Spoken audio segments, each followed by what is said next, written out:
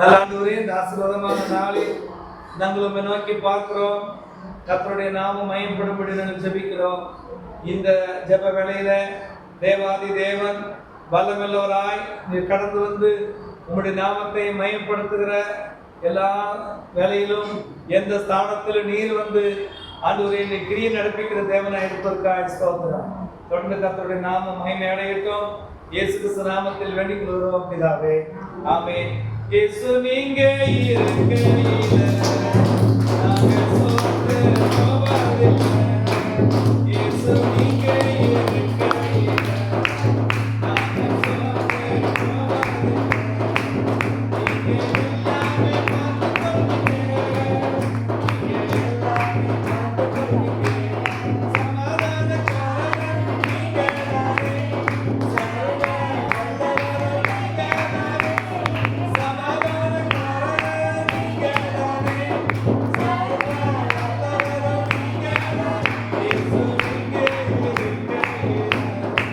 நாங்க சோர்ந்து போவதில்லை.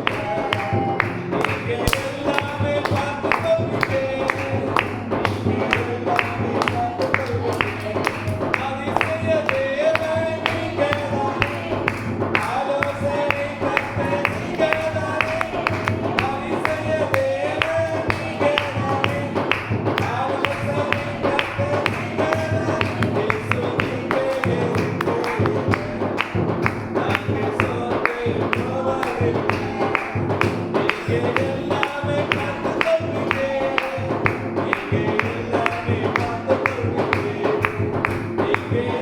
சமாதானக்காரன்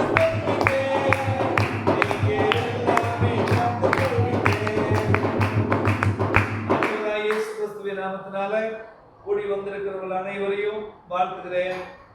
மதுரை மாவட்டத்தில் வாடிப்பட்டி தாலுகாவிலே இயேசுவின் அற்புத ஆலயம் ஐயூர் திருச்சபையிலே கர்த்தருடைய நாமத்தை இந்த நாட்களில் நாம் மயப்படுத்தும்படி கர்த்தருடைய ஆவியானவர் நமக்கு இந்த ஜெப வேளையை தந்தமைக்காக நன்றியோடு ஸ்தோத்திரிக்கிறேன்.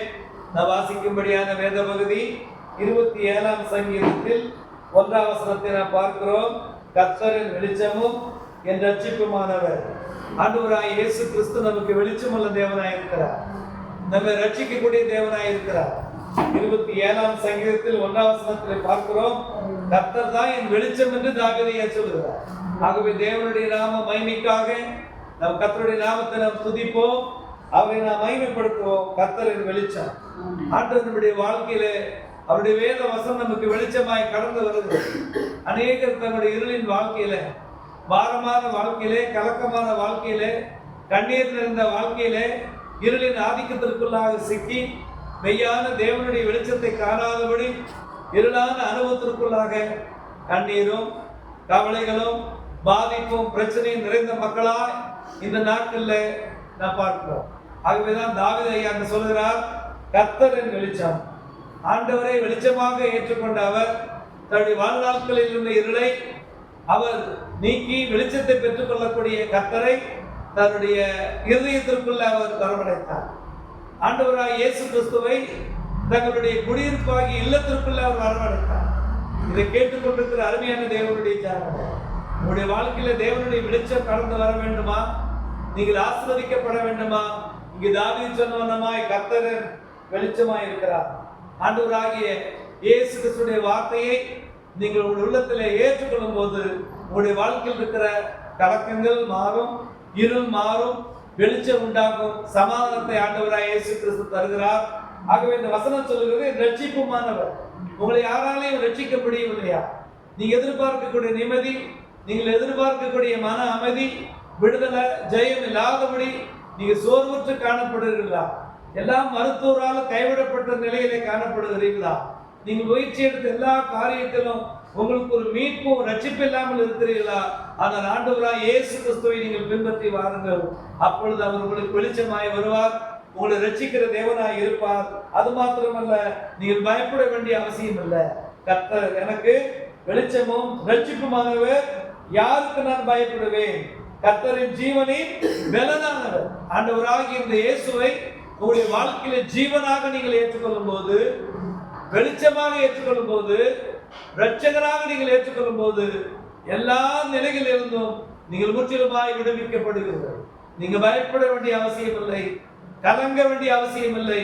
ஆண்டவராகிய இயேசுவினுடைய வார்த்தை உங்களை உயிர்ப்பிக்கிறது, தைரியப்படுத்துகிறது. அவருடைய நன்மையினால் நிரப்பப்படுவதற்கு உங்களை முற்றிலுமாய் ஆண்டவருக்கு என்று ஒப்புக் கொடுப்போம்.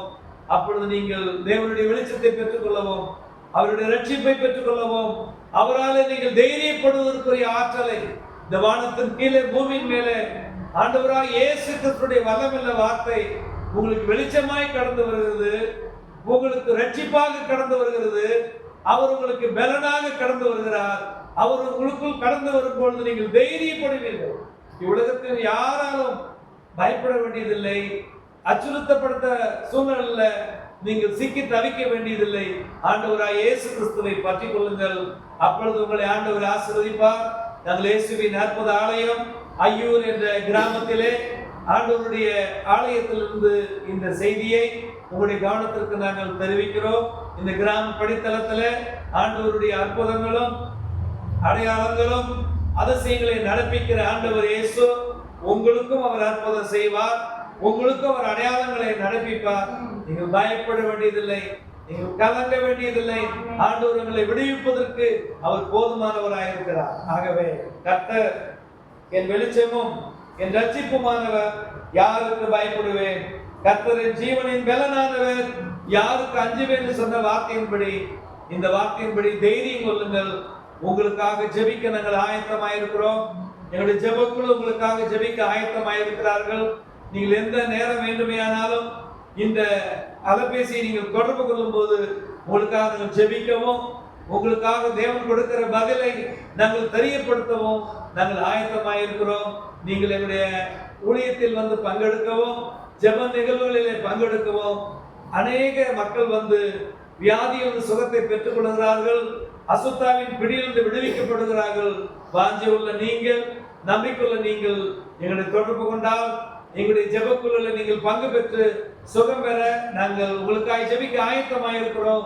ஒருவேளை எங்களை உங்களிடத்திற்கு நீங்கள் ஜெபிக்கும்படியாய் அழைப்பீர்களானால் நாங்களும் வருகை தந்து உங்களுக்காக ஜெபிக்கவும் ஆண்டவருடைய வார்த்தையை பகிர்ந்து கொடுக்கவும் ஆயத்தமாக இருக்கிறோம். தலைகளை வணங்கி ஜெபம் செய்வோம். நல்ல ஆண்டவரே, இந்த ஆசீர்வதிக்கப்பட்ட வேளையிலே 27ஆம் சங்கீதம் 1ஆம் வசனத்தின்படி தேவனுடைய வார்த்தை அது வெளிச்சமாய் இருக்கிறது. ஆண்டவராகிய இயேசு கிறிஸ்துவின் வார்த்தை அது ரட்சிப்பாய் இருக்கிறது. ஆண்டவராகிய இயேசு கிறிஸ்துவின் வார்த்தை அது எங்களுக்கு பலனும் தைரியத்தை வரக்கூடியதாக இருக்கிறது. இந்த நிகழ்வை கேட்டுக்கொண்டிருக்கிற ஒவ்வொரு தனி நபரையும், ஒவ்வொரு குடும்பங்களையும், ஒவ்வொரு வீட்டாரையும் தேவன் ஆசீர்வதித்து விடுவிப்பீராக. உங்க பொறுப்புள்ள கரத்தில் கொடுக்கிறோம். இந்த ஐயூர் இயேசுவின் அற்புத ஆலய வளாகத்திற்குள் ஏறெடுக்கப்படுகிற இந்த ஜெப நிகழ்வுகளிலே உங்க வல்லமை விளங்க பண்ணுவீராக. ஒவ்வொரு வாரம் வெள்ளிக்கிழமை தோறும் 10 மணி முதல் 12 மணி வரை இங்கு நடைபெறுகிற இந்த சிறப்பு ஆராதனையில ஏராளமான மக்களுடைய கண்ணீர் துடைக்கப்படுவதற்கும், வியாதிகள் சுத்தமாக்கப்படுவதற்கும், அநேக நன்மை பெறுவதற்காக இங்கு சிறப்பாக ஏறெடுக்கப்படுகிற இந்த ஜெப நிகழ்வை கர்த்தர் ஆசீர்வதிப்பீராக. உங்க பொறுப்புள்ள கரத்தில் ஒப்புக் கொடுக்கிறோம்.